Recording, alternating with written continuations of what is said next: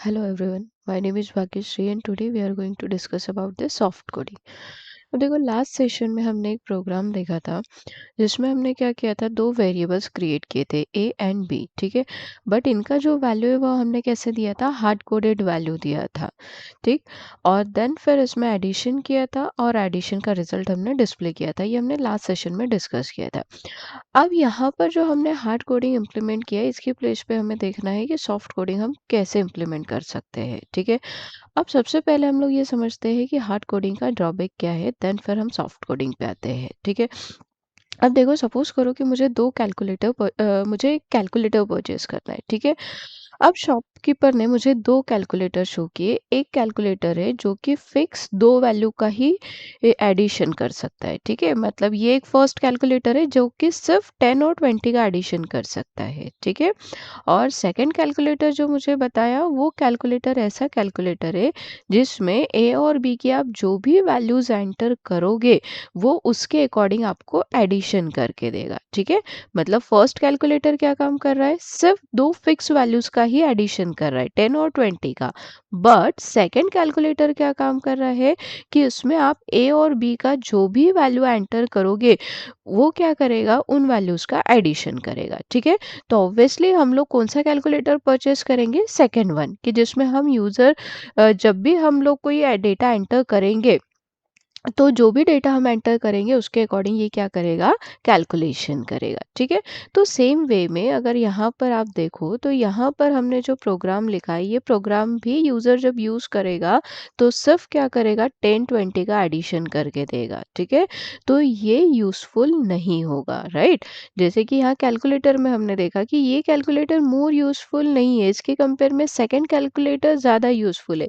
Same way में यहाँ पर भी ये प्रोग्राम यूज़र के लिए तभी यूज़फुल होगा जब उसे सिर्फ 10 और 20 का एडिशन करना है।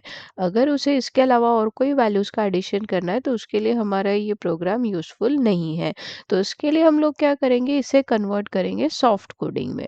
अब सॉफ्ट कोडिंग में क्या होगा कि रन टाइम पे जो भी यूज़र इन वेरिएबल्स का वैल्यू देगा उसके अकॉर्डिंग यहाँ पर एडिशन होगा। ठीक है, अब अगर हमें इसे सॉफ्ट कोडिंग में कन्वर्ट करना है तो सबसे पहली चीज़ हमें ये करनी पड़ेगी कि यहाँ पर हमने जो वैल्यूज़ दी है उन वैल्यूज़ को रिमूव करना पड़ेगा। मतलब यहाँ पर हम सिर्फ क्या काम कर रहे हैं, ये जो लाइन है ये जब एग्जीक्यूट होगी तो यहाँ पर सिर्फ और सिर्फ वेरिएबल्स क्रिएट होंगे, उसमें कोई वैल्यू स्टोर नहीं होगा। तो फर्स्ट वेरिएबल ए बन जाएगा, सेकंड बी बन जाएगा, और रिजल्ट स्टोर करने के लिए हमने एक और वेरिएबल बना के रखा है सम, वो वेरिएबल बनेगा। ठीक है, अब हमें क्या करना है, इन वेरिएबल्स का जो डेटा है वो यूजर से लेना है रन टाइम पे। ठीक है, तो अब हम जब इस प्रोग्राम को रन करेंगे तो रन टाइम पे हमें क्या करना है, डेटा एक्सेप्ट करना है। अब डेटा अगर हमें रन टाइम पे एक्सेप्ट करना है तो डेटा एक्सेप्ट करने के लिए हम लोग फंक्शन यूज करते हैं, स्कैनएफ फंक्शन। ठीक है, मतलब जब भी हमें सॉफ्ट कोडिंग इम्प्लीमेंट करना है तो इनपुट लेने के लिए हमें कौन सा फंक्शन यूज करना पड़ेगा, स्कैनएफ नाम का फंक्शन यूज करना पड़ेगा। अब जब भी हम स्कैनएफ फंक्शन को यूज करते हैं तो हमें ये हेडर फाइल इंक्लूड करना पड़ता है। जैसे कि पहले भी हमने डिस्कस किया हुआ है कि इनपुट आउटपुट प्रोसेस के लिए हमें क्या करना होता है, ये जो हेडर फाइल है इसे इंक्लूड करना पड़ता है। ठीक है, तो अब ये जो स्कैनएफ फंक्शन है इसका सिंटैक्स क्या है, तो यहाँ पर देखो, स्कैनएफ देन डबल कोड में हम देते हैं फॉर्मेट स्पेसिफायर। ठीक है, जो कि हमने डेटा टाइप्स में पढ़े हुए हैं। तो जिस भी टाइप का डेटा हमें स्कैन करना है अकॉर्डिंगली हमें यहाँ पर स्पेसिफायर मेंशन करना होगा। देन फिर डबल कोड क्लोज करने के बाद हम कॉमा मेंशन करते हैं। देन कॉमा मेंशन करने के बाद एड्रेस ऑफ सिंबल के साथ वेरिएबल का नेम मेंशन करते हैं। जैसे कि मुझे ए में डेटा स्टोर करना है तो यहाँ पर हम लिखेंगे एड्रेस ऑफ ए। ठीक है, तो एड्रेस ऑफ ए से क्या होगा कि वैल्यू कहाँ स्टोर होगी, ए में स्टोर होगी। ठीक है, तो ये एड्रेस ऑफ ए जो है वो क्या काम कर रहा है यहाँ पर, तो वो वेरिएबल में इनपुट स्टोर करने का काम कर रहा है। अब ये एड्रेस ऑफ क्या चीज़ है, तो देखो जैसे कि हमारे घर का कोई ना कोई एड्रेस होता है, सबके घर का कोई ना कोई एक एड्रेस होता है, वैसे ही सिस्टम में जो मेमोरीज होती है उन मेमोरीज के भी एड्रेस होते हैं। तो यहाँ पर हम क्या लिख रहे हैं, एड्रेस ऑफ ए लिख रहे। ठीक है, तो यहाँ पर क्या होगा कि ये जो मेमोरी है इसका जो एड्रेस होगा वो स्कैनएफ फंक्शन में पास होगा। ठीक है, तो उससे क्या होगा कि स्कैनफ फंक्शन इस मेमोरी लोकेशन पे जाएगा, इस एड्रेस पे जाएगा और यहाँ पर वैल्यू स्टोर करेगा। ठीक है। सेम वे में अगर फॉर्मेट स्पेसिफायर की बात करें तो फॉर्मेट स्पेसिफायर क्या बताता है? फॉर्मेट स्पेसिफायर ये बताता है कि हमें यूजर से किस टाइप की वैल्यू रीड करनी है, लाइक इंटीजर रीड करना है या कैरेक्टर रीड करना है। जैसे इंटीजर रीड करना है तो हम स्पेसिफायर देते हैं %d। अगर हमें कैरेक्टर स्कैन करना है तो उसके लिए हम लोग देते हैं %c। तो फॉर्मेट स्पेसिफायर से ये पॉइंट क्लियर होता है कि किस टाइप की वैल्यू हमें स्कैन करनी है। ठीक है। देन सेकेंड यहाँ पर क्या हो रहा है कि हमने जो भी वैल्यू स्कैन करी है वो उस लोकेशन पे जाके क्या होगी, एड्रेस ऑफ सिंबल से वो लोकेशन फाइंड आउट होगा और उस लोकेशन पे वो डेटा स्टोर होगा। ठीक है। तो चलो अब इसे हम लोग मेंशन करते हैं। तो यहाँ पर हमें क्या करना है, हमने मेमोरीज क्रिएट कर दी। अब मेमोरी क्रिएट करने के बाद हमें क्या करना है, डेटा स्कैन करना है। तो स्कैन करने के लिए हम मेंशन करेंगे स्कैनफ फंक्शन। अब यहाँ पर जो वैल्यू हम स्कैन कर रहे हैं वो कैसी है, इंटीजर वैल्यू। तो यहाँ पर मैंने दे दिया %d। अब मुझे फर्स्ट वैल्यू कहाँ स्टोर करनी है, ए में, तो मैं लिख दूंगी एड्रेस ऑफ ए। तो फर्स्ट वैल्यू जो एंटर होगा वो कहाँ पर आ जाएगा, ए में आ जाएगा। अब ये लाइन जब एग्जीक्यूट होगी तो सिर्फ कितनी वैल्यू स्कैन होगी, एक ही वैल्यू स्कैन होगी और वो वैल्यू स्कैन होके काय में स्टोर हो जाएगी, ए में स्टोर हो जाएगी। बट एक्चुअल में हमें यहाँ पर कितनी वैल्यू स्कैन करना है, दो वैल्यू। ठीक है। हमें यूजर से वो सारी वैल्यूज एक्सेप्ट करना है जिसका हमें एडिशन करना है। तो यहाँ पर हमें दो वैल्यूज का एडिशन करना है। तो हम यूजर से कितनी वैल्यू स्कैन करेंगे, दो वैल्यू, ए एंड बी। ठीक है। तो एक तरीका हमारे पास में ये है कि मैं वापस से यहाँ पर स्कैनफ स्टेटमेंट लिखूँ और वहां पर बी का वैल्यू स्कैन करूँ, या तो फिर सेकेंड वे ये है कि यहीं पर एक ही स्कैनफ फंक्शन में हम at a time multiple value scan करें। ठीक है। तो मल्टीपल वैल्यू स्कैन करना है तो कैसे करेंगे, अब जैसे ये पहले वेरिएबल ए के लिए मैंने स्पेसिफायर दे दिया, उसी तरीके से यहाँ पर मैं सेकेंड के लिए भी स्पेसिफायर मेंशन करूंगी। तो %d। ध्यान रखना है जब हम स्कैनफ में स्पेसिफायर मेंशन करते हैं तो उसके बीच में कोई स्पेस या कॉमा हमें मेंशन नहीं करना है, बैक टू बैक सारे स्पेसिफायर होने चाहिए। ठीक है। अब यहाँ पर फर्स्ट वैल्यू कहाँ स्टोर होगा, ए में। सेकंड वैल्यू हमें कहाँ स्टोर करना है, बी में। तो उसके लिए हम लिखेंगे एड्रेस ऑफ बी। ठीक है। तो सेकंड वैल्यू कहाँ पर स्टोर हो जाएगा, बी में। तो इस तरीके से यहाँ पर हम एक ही स्कैनफ के थ्रू मल्टीपल वैल्यू स्कैन कर सकते हैं। मतलब एट ए टाइम ये क्या करेगा, दोनों वैल्यूज हमें स्कैन करके दे देगा। ठीक है। तो अब देखो इस प्रोग्राम को हम सेव करते हैं और इसे एग्जीक्यूट करते हैं। ठीक है।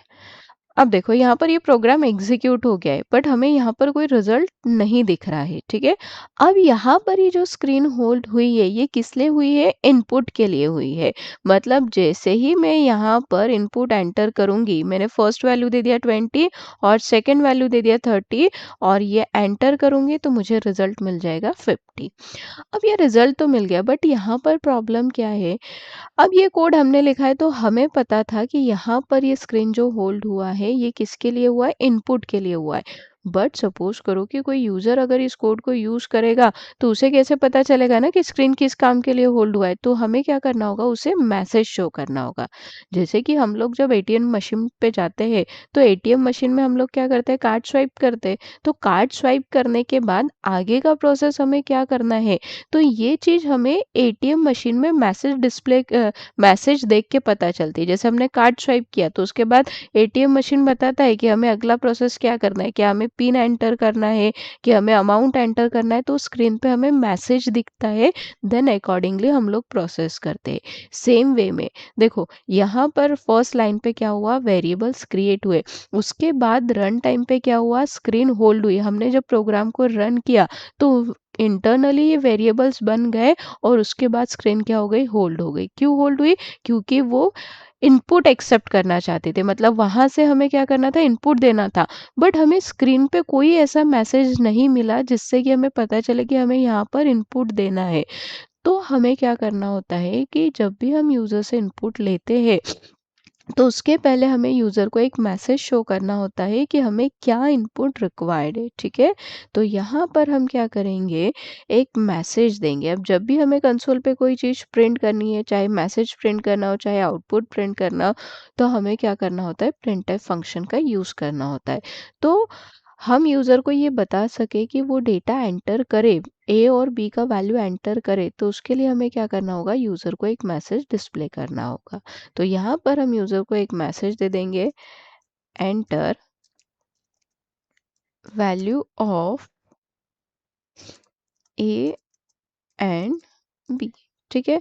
तो इस तरीके से हमने क्या किया, यूज़र को मैसेज दे दिया। अब ये मैसेज क्या होगा, कंसोल पे प्रिंट होगा। तो अब देखो, वापस से मैं इस प्रोग्राम को क्या कर रही हूँ, रन कर रही हूँ, ठीक है। तो उसको सेव किया हमने, देन इसे फिर से हमने एग्जीक्यूट किया। तो देखो, अब यहाँ पर दिख रहा है clear message, enter value of A and B, ठीक है। अब हम क्या करेंगे, इनपुट डालेंगे। तो देखो, अब इनपुट कहाँ जा रहा है, बी के आगे देखो, यहाँ पर ये फर्स्ट वैल्यू आ गई 10 और सेकेंड वैल्यू आ गई 20, ठीक है। देन हमने एंटर किया तो ये रिजल्ट हमें मिल गया 30, राइट। अब यहाँ पर अगर आप देखो तो ये enter value of A and B, तो उसके बाद ये वैल्यूज कहाँ पर एक्सेप्ट होनी चाहिए थी, न्यू लाइन पे। मतलब अगर आपने नोटिस किया हो तो यहाँ पर जैसे ही मैसेज प्रिंट हो रहा है, उसके बाद कर्सर कहाँ पर ब्लिंक कर रहा था, यहाँ पर इस प्लेस पे ब्लिंक कर रहा था। और जब हमने इनपुट दिया तो वो सेम लाइन पे उसने इनपुट एक्सेप्ट किया। तो वो कहाँ पर आना चाहिए, न्यू लाइन पे। मतलब हम चाहते हैं कि ये मैसेज प्रिंट होने के बाद कर्सर कहाँ शिफ्ट हो जाना चाहिए, न्यू लाइन पे। तो जहाँ पर हमें न्यू लाइन पे कर्सर को शिफ्ट करना है, वहाँ पर हम मेंशन करेंगे स्लैश एन। तो ये प्रिंट मैसेज हमने दे दिया। अब हम क्या चाहते हैं कि बी तक का message as it is print होना चाहिए, मतलब enter value of A and B ये प्रिंट होना चाहिए, बट इसके आगे कर्सर कहाँ शिफ्ट होना चाहिए, न्यू लाइन पे। तो यहाँ पर हम दे देंगे स्लैश एन। अब जैसे ही हम स्लैश इन देंगे तो उसमें क्या होगा कि कर्सर अब कहाँ शिफ्ट हो जाएगा, ये मैसेज प्रिंट होने के बाद न्यू लाइन पे। जैसे ही स्लैश इन एग्जीक्यूट होता है, वहीं से कर्सर न्यू लाइन पे शिफ्ट हो जाता है। तो इसको हमने डिलीट कर दिया। अब इसे फिर से एग्जीक्यूट करते हैं। तो ये देखो, अभी enter value of A and B, अब कर्सर यहाँ पर ब्लिंक नहीं कर रहा है। अब जब हम इनपुट डालेंगे तो देखो कर्सर कहाँ पर आ गया, न्यू लाइन पे। तो न्यू लाइन पे इनपुट जो है एक्सेप्ट होगा। तो जब भी हमें न्यू लाइन पे कर्सर को शिफ्ट करना है तो हम प्रिंटफ में यूज करते हैं स्लैश इन। प्रिंटफ में अगर हम स्लैश इन देंगे तो वहां से कर्सर कहाँ शिफ्ट हो जाता है, न्यू लाइन पे। तो यहाँ पर फर्स्ट वैल्यू हमने एंटर कर दिया 10, सेकेंड वैल्यू एंटर कर दिया, देन रिजल्ट इज 30, ठीक है। तो इस तरीके से हम लोग क्या कर सकते हैं, सॉफ्ट कोडिंग को इम्प्लीमेंट कर सकते हैं, ठीक है। तो जब भी हमें कंसोल से डेटा रीड करना है, यानी कि यूजर से इनपुट लेना है, तो उसके लिए हम कौन सा फंक्शन यूज करेंगे, स्कैनफ फंक्शन यूज करेंगे। और जब भी हमें कंसोल पे कोई मैसेज प्रिंट करना है या आउटपुट प्रिंट करना है, तो उसके लिए हम यूज करेंगे प्रिंटफ फंक्शन। आई होप सारे पॉइंट सभी को क्लियर हो गए। इन केस अगर किसी को कोई डाउट है तो please write in a comment section. Thank you.